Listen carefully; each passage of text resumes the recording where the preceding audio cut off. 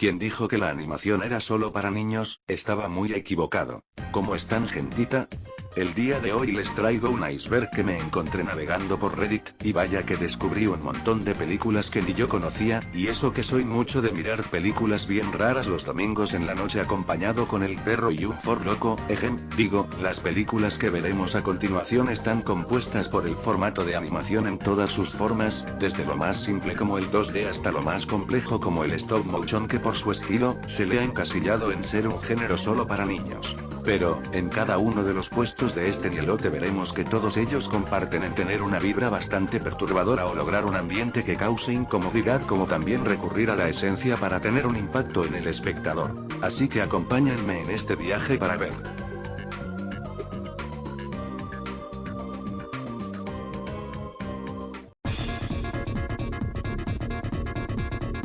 Pesadilla antes de Navidad en su idioma original, estrenada en 1993, fue una película en formato stop motion dirigida por el reconocido Tim Burton. En esta película seguimos a Jack Skellington, el rey del Halloween, quien, cansado de seguir la misma tradición año tras año, encuentra un portal que lo transporta al mundo de la Navidad, donde queda fascinado por todo lo que ve, dándole la idea de apropiarse de la festividad para mezclarla con la esencia del Halloween. La película maneja un formato de animación que le da el toque sombrío y misterioso tanto a los personajes como a los entornos que vemos a lo largo de la cinta, muy característico del director Tim Burton. Muchos recordarán esta película más que todo por su estilo algo aterrador, más que todo si eras un niño si te llegaba a dar algo de incomodidad, pero que a su vez también lo recordamos por sus números musicales muy pegadizos que le dan el toque característico por el cual muchos la recordamos con cariño. Además, esta película la pasan tanto en Navidad como en Halloween. ¿Qué más se puede pedir? ¡Estoy en tu césped, Nevercracker! Estrenada en 2006, seguimos a Diney, quien vive al frente de su vecino Nevercracker, un viejo rancio y amargado que reside en una casa algo inusual. Dee y su amigo Chowder pierden una pelota de básquet en el patio del viejo. Dee va a recuperarlo, pero Nevercracker lo encuentra, sin embargo sufre un paro cardíaco y se lo llevan de urgencia a un hospital. A partir de ese momento, la casa del viejo empieza a tener comportamientos extraños a tal punto de cobrar vida y atacar a cualquiera que se le acerque, lo que llevará a Diney, Chowder y Jenny a descubrir el misterio de aquella casa. Esta película es de mis favoritas, porque a mi parecer maneja bastante ese equilibrio entre la esencia de una verdadera película de terror, mezclándola con ese ambiente infantil y que podrías esperar de una película para niños con temática de Halloween, claro, sin llegar a lo morboso. Aunque sí se pasaron de burger en algunas escenas. El ambiente misterioso detrás de la casa de Nevercracker sin duda es de lo mejor que maneja la cinta, sumado al origen de la maldición de la casa, los screamers a la pantalla. La primera vez que lo vi me hicieron cagar del susto, y para rematar está esa escena donde descubren a Constance, fue de lo mejor. Además, esta película tiene chistes de doble sentido bastante buenos que en su momento no les entendí para nada, además de que es tremendo material para memes. ¡Se la comió! Huevos. Hazte agua y jala la cadena.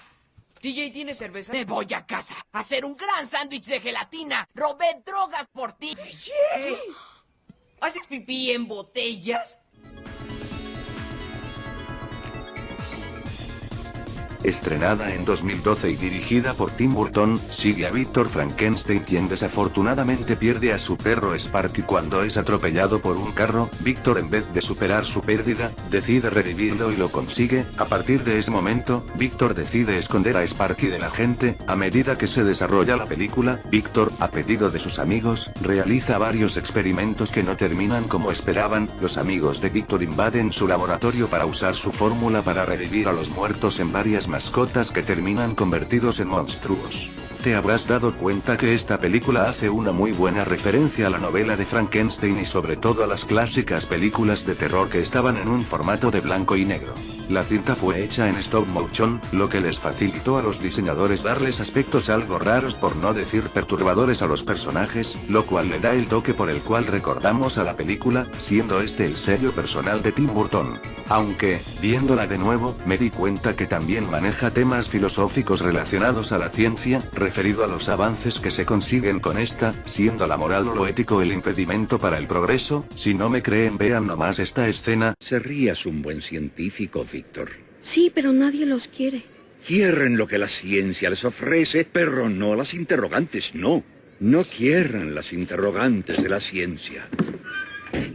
Esto sin duda me dejó pensando en muchas cosas y se abre un debate bastante extenso. Esto me recuerda al caso del Dr. Demikov, que ya muchos lo conocen por su famoso y controversial experimento del perro de 2 cabezas y otros más, los cuales sirvió de ejemplo para avances en el campo de la medicina, como el perfeccionar los trasplantes de órganos y otros. Un dato más es que investigando para la película me encontré con que esta cinta está basada en el corto del mismo nombre estrenado en 1984 y dirigido por el mismo Tim Burton.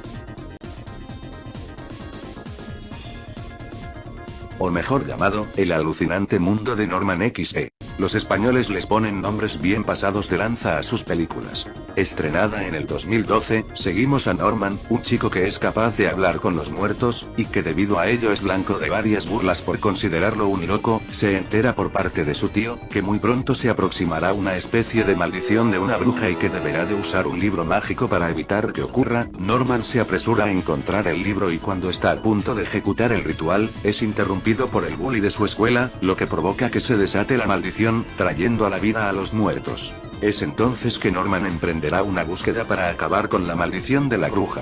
Esta película la llegué a ver recién y me di cuenta que referencia a varias películas del cine de terror, como la película que ve Norman, que es de esas típicas películas donde hay un asesino, un grupo de jóvenes, sangre y delicioso como las de Viernes 13 o Halloween, además de tener escenas bastante turbias si nos ponemos a pensar, como cuando Norman va en búsqueda del libro y encuentra a su tío bien tieso, como también el juicio que le hacen a la bruja y descubrimos que ella era una niña cuando la sentenciaron, pero también tiene escenas bien puercotas como esta. ¿Estás viendo el video de aeróbics de mamá 4x4 otra vez? No. Y otras bien XD. Oye, vas a adorar a mi novio. Es fanático de las películas de chicas. Estrenada en 2005 y basada en un cuento del mismo nombre, seguimos a Víctor, ojo no confundir el Víctor de Frankenweenie, que ya se hicieron un montón de teorías que afirmaban que estas 3 películas estaban dentro del mismo universo no más porque algunos personajes se asemejan a otros, y estar dirigidas por la misma persona. En fin, continuemos. Víctor y su familia de pescadores lograron hacer una fortuna, por lo tanto sería su hijo quien se casaría con Victoria, hija de unos aristócratas en quiebra quienes organizaron la boda para salir a flote de aquella crisis. Sin embargo, Víctor y Victoria se demuestran verdadero amor, cosa que los padres de Victoria no aceptan. Mientras Víctor practicaba para la ceremonia, accidentalmente revive a un cadáver llamada Emily. Emily acepta ser su esposa. Luego de varios líos en la tierra de los moridos, se entera de que Emily, al igual que él, planeó casarse con un hombre que ella amaba. Sin embargo, descubre que era un embustero y traidor quien solo quería la fortuna de Emily para después acabar con su vida y fugar para nunca más volver. Cuando Víctor regresa a la tierra de los vivos, se encuentra con el hombre que desvivió a Emily, quien regresó para hacerle lo mismo a Victoria, casarse con ella solo para incrementar su fortuna para después desaparecer. Como mencioné al principio, mucha gente pensó que esta película era parte de un mismo universo por la similitud del estilo artístico. Dejando de lado esto, de estas 3 películas, esta es de mis favoritas, aunque eso sí, los números musicales no le llegan a los del extraño mundo de Jack. Lo mejor de todo es el acto final donde, el conche su mare del Lord recibe su merecido, haciendo que Emily finalmente descanse en paz. Lo admito, esta escena de niño me hizo llorar.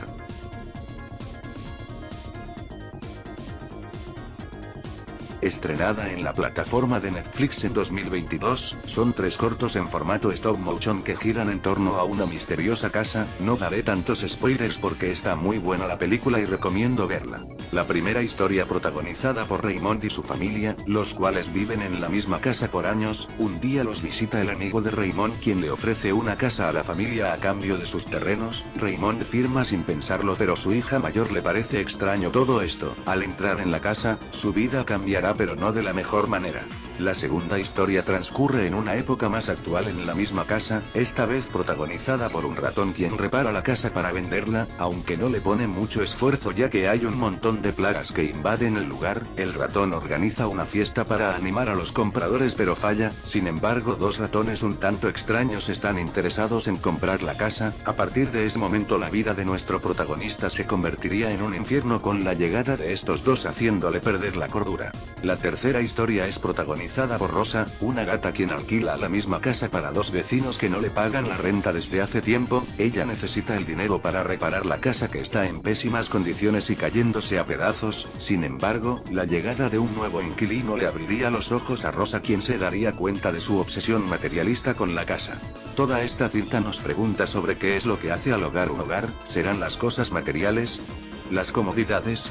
Lo que hace especial un hogar no son más que las experiencias que se forjan dentro de ella, con las personas las cuales habitan con nosotros. Quién sabe, tal vez tu roomie o alguien más que vive contigo es alguien con talento pero que nunca pudiste verlo, un familiar que vivía ahí hacía especial ese lugar, partió de este mundo y la casa ya no volvió a ser igual. O, al comprar una casa o departamento lejos de tus padres, ¿no te genera una sensación de vacío, como que faltara algo? ¿Un hogar es solamente lo material o los sentimientos generados dentro de él? Conformada por 5 películas, siendo estas: La leyenda de la Nahuala, La leyenda de la Llorona, La leyenda de las momias de Guanajuato, La leyenda del chupacabras, La leyenda del charro negro, siendo este el final de la saga principal. Cuenta además con una película que hace de precuela de la saga principal llamada Leyendas el Origen y una película reciente llamada La leyenda de los chaneques, la cual es la continuación del final que vimos en el charro negro y parece que tendrá para rato. Adicionalmente cuenta con 2 series de Netflix, siendo estas Las leyendas y Las leyendas criaturas ocultas, aunque eso sí, no sé si forman parte de la cronología principal o son una especie de reboot. Y por si esto no fuera poco, también cuenta con un videojuego llamado Las leyendas el pergamino mágico. Esta saga de origen mexicana, se basa en varias leyendas famosas del país, animada en formato 2D. Seguimos las aventuras de Leo San Juan, quien, junto con un grupo de pintorescos personajes como Teodora, Don Andrés, Alebrije y 2 niños calacas, le harían frente a varios entes sobrenaturales tradicionales del folclore mexicano en la época de finales del virreinato de Nueva España sobre el país. No creí que fueran un montón de películas, pero al parecer la saga fue un gran éxito en su país, aunque no sé si fue lo mismo en otras partes de Latinoamérica.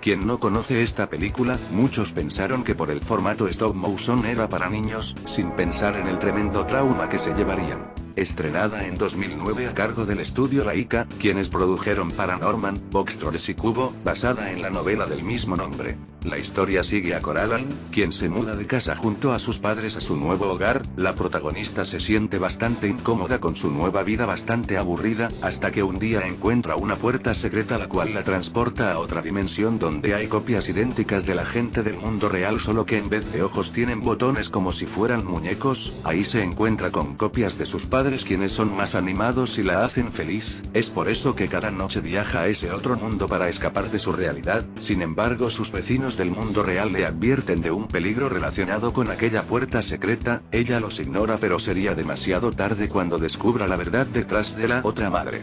Les voy a ser sinceros, la primera vez que la vi fue cuando la pasaron por Cartoon Network y estoy 100% seguro que no le censuraron nada. Aún así, no me dio miedo, es más, me preguntaba si algún otro niño se habría traumado con lo que vio. Esta película en su fecha de estreno en cines causó tremendo revuelo porque aún se tenía la creencia de que si algo era animado, sería para niños. Vaya error. Lo bueno es que en la época actual, la animación nos ha traído un montón de buenas historias tanto para grandes como a chicos.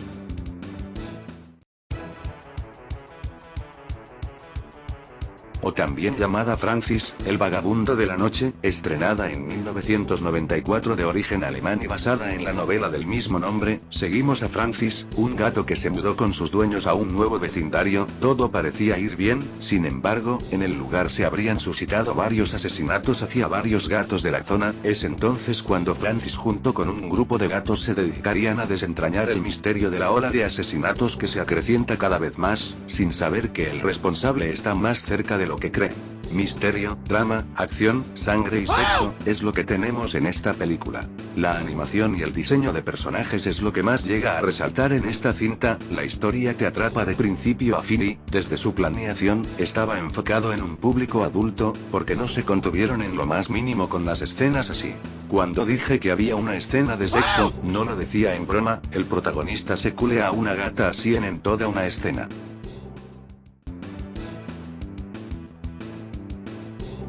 Estrenada en 2015, de parte de los creadores de Unicorn Wars, nos situamos en una isla contaminada debido a un catastrófico accidente industrial, siendo el eje principal de toda la película un pequeño burro llamado Bear Boy, el cual, parece que la gente le tiene miedo. Seguimos 3 historias, la de Kinky y sus amigos, la del niño cerdito y la de los 2 hermanos. Estas 3 historias giran en torno a escapar de esa isla para vivir en un lugar mejor, pero, al final no lo consiguen y aceptan su triste destino, que es quedarse en la isla hasta el final de sus días. Si vieron Unicorn Wars, ya sabrán qué esperar en esta película, sin embargo el mensaje queda más clara, siendo esta una crítica sobre cómo la contaminación y el tráfico de sustancias ilícitas destruye nuestra sociedad.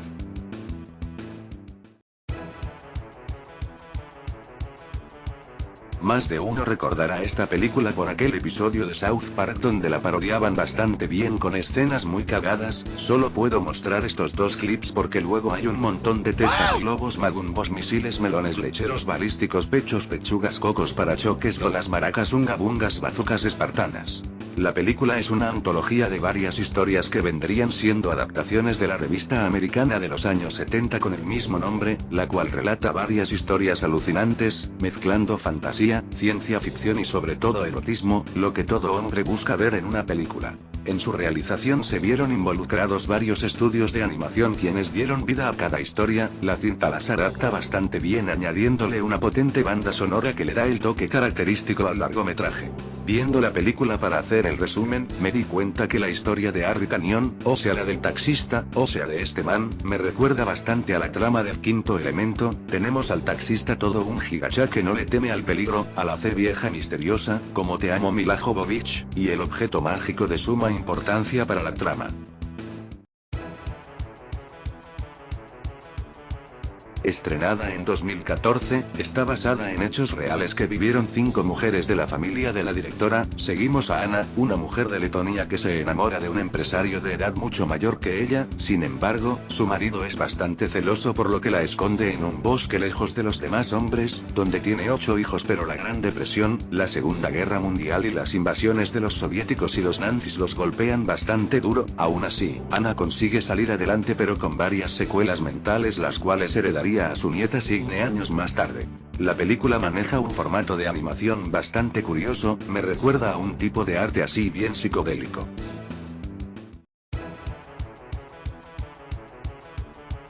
Llamada originalmente Un cuento de Navidad en su idioma original, y estrenada en 2009 a manos del mismo estudio que nos dio la película, El Expreso Polar, seguimos a Ebenezer Scrooge, un viejo verde amargado que no siente el espíritu de la Navidad, a tal punto de no sentir empatía por el fallecimiento de uno de sus socios. Sin embargo, ese socio ahora convertido en fantasma le advertiría que sería visitado por 3 fantasmas. El primero, el fantasma de las navidades pasadas, le muestra varias memorias de su pasado donde su vida estaba llena de felicidad. Sin embargo el dinero y las cosas materiales terminarían afectando su vida. El segundo, el fantasma de las navidades presentes, le muestra cómo vive su asistente Cratchit con su familia y varios hijos, pero uno de ellos, Tim, moriría en el futuro. Luego le muestra a su sobrino el cual habla mal de Scrooge a sus espaldas y le advierte de cuidarse de la ignorancia y la indigencia. El tercero y último, el fantasma de las navidades futuras, le mostraría a Scrooge cómo su muerte sería celebrado al considerarlo un hombre desagradable y tacaño. También le muestra cómo la sonrisa de su asistente Scratchit se esfumó para siempre por el fallecimiento de su hijo. A partir de ese momento, Scrooge cambia de parecer y ahora valora el espíritu de la Navidad siendo ahora un hombre nuevo. Esta película, hecha en un formato 3D que parece que quiere emular lo más cercano a una película live action, que si bien puede parecer raro, a mi parecer le da ese toque especial. La cinta cuenta con escenas bastante potentes como la aparición del espíritu del socio y cuando el fantasma de las navidades presentes se desvanece. Sin embargo nos da un hermoso mensaje sobre la Navidad. Como dato curioso, en su realización, se utilizó la técnica del motion capture para los movimientos de los personajes y las expresiones faciales. El alma de la película es nada más que Jim Carrey quien le dio esos gestos al viejo Scrooge y a varios personajes. Esa sí que no me la sabía.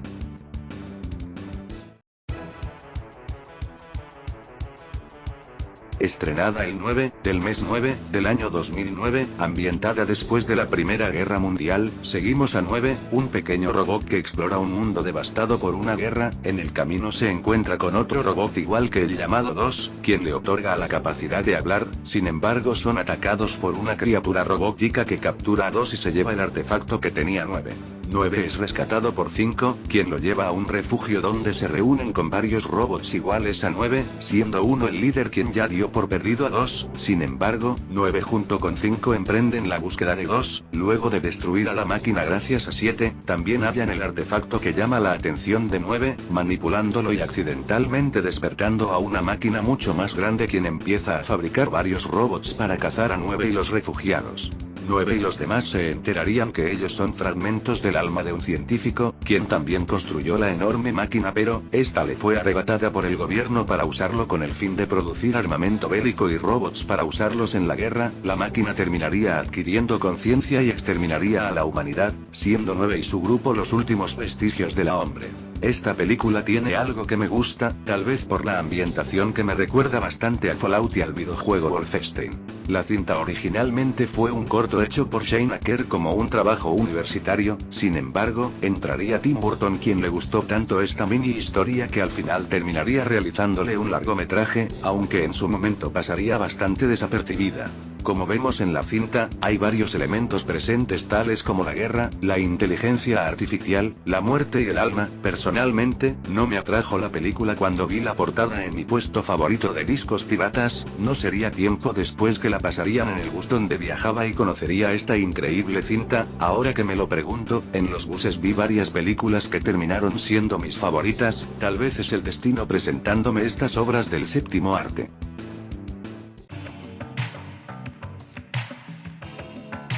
Producido en Corea del Sur y estrenada en 2013 primero en Toronto, luego en su país de origen. Seguimos a Choi, un sacerdote muy amado por su pueblo, quien, debido a la construcción de una presa, emprende la misión de reubicar a su pueblo a otro lugar, donde levantarán de nuevo su aldea. Sin embargo, resulta que Choi es un estafador, pidiendo donaciones para asegurar su entrada al cielo y construir su aldea. El único que sospecha de la mentira es Min Chul, pero debido a su mala fama que se ganó en el pueblo nadie le cree, sumado con que Choi es apoyado por todo el pueblo, lo deja en una posición desfavorable, por lo que intentará destapar la mentira a como dé lugar hasta las últimas consecuencias. El estilo de animación, si no me equivoco, es un 3D pero que emplea una técnica de cel shading que me gusta bastante, dándole este estilo 2D a los modelos. Desafortunadamente no pude darle un vistazo a la cinta más que los tráileres, pero la historia me parece bastante interesante.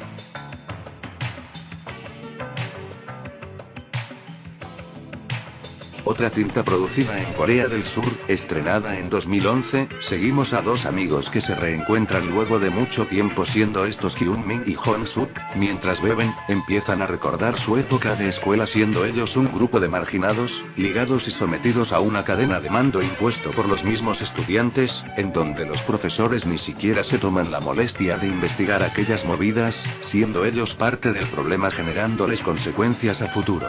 Esta película es una fuerte crítica al modelo escolar surcoreano, el cual define qué tan exitoso serás dependiendo de cómo te desempeñes en la escuela, sometiendo a los alumnos a presiones bastante grandes, sumado a que, como se retrata en la cinta, prima la ley del más fuerte. Es por eso que a pesar de que seas el mejor, terminas con un trauma psicológico que puede conllevar a acciones extremas en contra de uno mismo.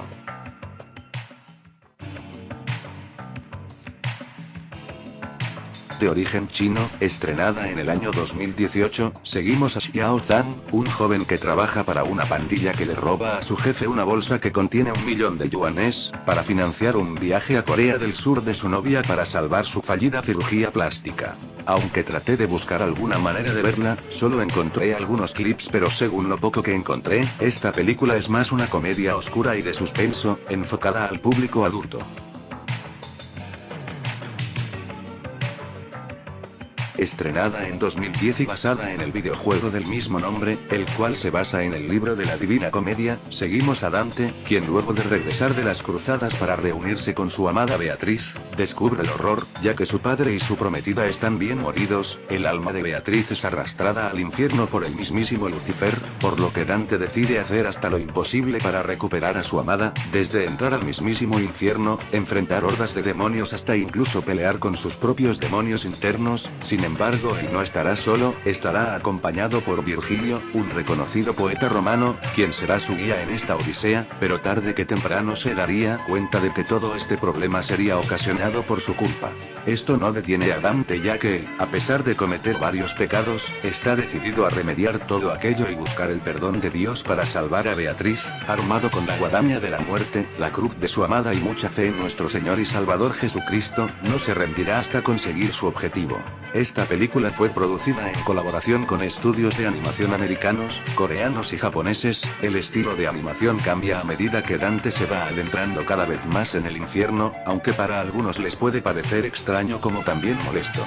Los 7 círculos del infierno tienen elementos que los caracterizan y los hacen ver bastante horripilantes como interesantes, presentando una ambientación de temática oscura y geniales batallas, fielmente representadas a como lo vemos en el videojuego. Además de que derrota al diablo con el poder de su fe. ¡Viva Cristo Rey!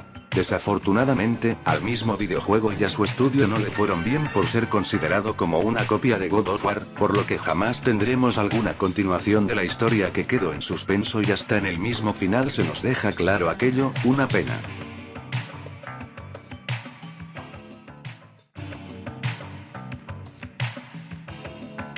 Estrenada en 2012, de origen surcoreano, que curiosamente está en Steam.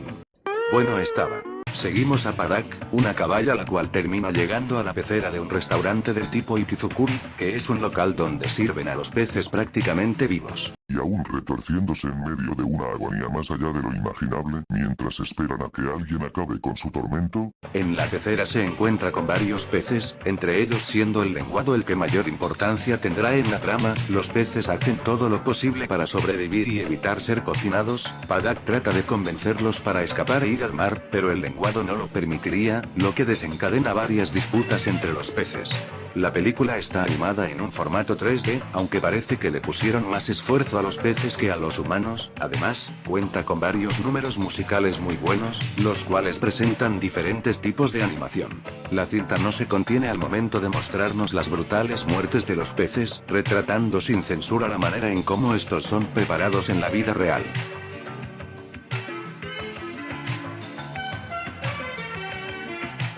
Estrenada en 2008, basada en el videojuego del mismo nombre y situada antes del inicio del primer Dead Space, nos encontramos en el planeta AI-7, donde un grupo de excavadores encuentran un extraño artefacto y, haciendo lo más lógico posible, se la llevan a la Ishimura, donde empiezan a ocurrir cosas extrañas en la nave. Seguimos a la jefa de seguridad Alisa Vincent, quien está convencida de que todo aquello es originado por el artefacto. Tras el incremento de asesinatos, alucinaciones y varias fallas dentro de la Ishimura, estas terminan por sumir en el caos a la colonia del planeta, pero el conche sumaré del capitán está decidido a llevarse la efigie a la Tierra y abandonar a la colonia a su suerte. La situación se pondría peor cuando los cuerpos de la morgue son infectados por la efigie, convirtiéndolos en los necromorfos. Si jugaron Dead Space ya deben de imaginar cómo acabó la tripulación y Alisa.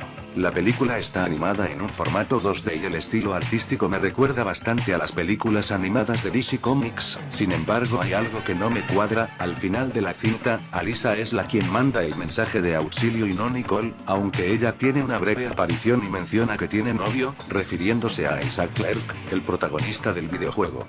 No sé si haya más errores entre la película y el juego, porque no lo llegué a jugar aún.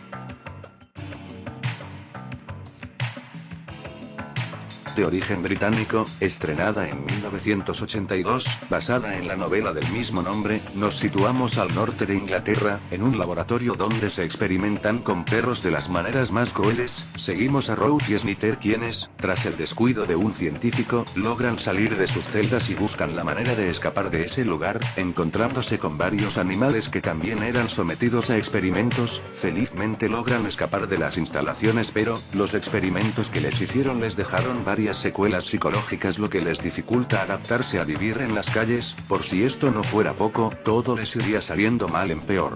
La película desde sus inicios nos deja en claro el sufrimiento que tienen algunos animales que son utilizados en experimentos, aunque en la cinta, las pruebas a las que son sometidos ni siquiera tienen como objetivo la de realizar algún avance, más que para saber hasta dónde llega el instinto de supervivencia de ambos perros.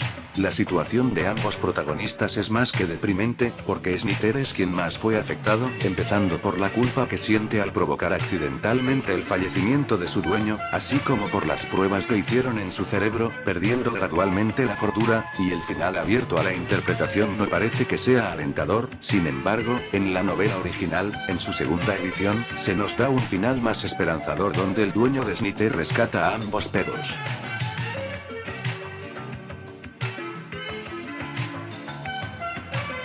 Película francesa del año 1973, nos sitúa en un futuro distante donde hay dos razas, los humanos llamados Homs y unos extraterrestres de apariencia humanoide, ojos rojos, piel azul y orejas en forma de aletas y de un tamaño mucho mayor a los seres humanos llamados Dracs. Los Homs son convertidos en mascotas para el deleite de los Dracs. Las condiciones de los Homs son más que desfavorables. En esta historia seguimos a Ter, un Homs que fue tratado como mascota hasta que descubrió una manera de aprender el conocimiento de los Dracs, el cual escapa de su dueña para reunirse con un grupo de Homs salvajes quienes empiezan a adquirir el conocimiento de los Dracs, volviéndose cada vez más inteligentes y planeando escapar del planeta tras enterarse de que serán exterminados por los Dracs.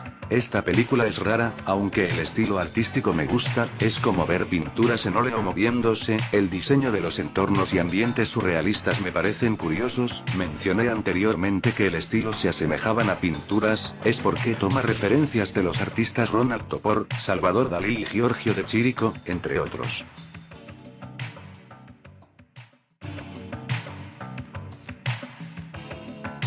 Llamada también Supernatural Beast City, de producción japonesa, en colaboración con el estudio Madhouse, creadores de Death Note, Sakura Card Captor y Black Lagoon, estrenada en 1987 y basada en los 6 libros del mismo nombre, nos sitúa en Tokio, donde los humanos conviven con los demonios, formándose una policía secreta llamados Black Guard, los cuales mantenían el orden entre ambos mundos. Además, cada 500 años se firma un tratado para evitar que los demonios invadan la Tierra. El contrato está por expirar. Nuestro protagonista, Renzaburo Take, se le asigna la misión de proteger al encargado de firmar el contrato de paz y le es asignado una compañera demonio llamada Maki, los cuales finalmente se reúnen con la persona que mantendrá el orden de ambos mundos, siendo este un viejo rancio pervertido y muy horny al que llamaremos Giuseppe. Taki y su compañera enfrentarán a varios demonios quienes quieren acabar con la paz del mundo humano, mientras Giuseppe se la pasa de calenturiento hasta casi ser deslatosao. La ambientación de temática colorida del Tokio moderno se fusiona con la oscuridad del estilo neo-noir, un estilo de cine inspirado en el cine negro donde predominan elementos visuales de los años 40 y 50, siendo sus elementos bastante característicos escenarios urbanos nocturnos y los colores oscuros. La historia me parece más que interesante, la ambientación retro de los 80s me genera como una especie de tranquilidad al ver esos planos, aunque eso sí, hay muchas referencias sexuales, desde los poderes de los demonios, antros con cariñosas y sexo a más no poder. Creo que la veré por segunda vez.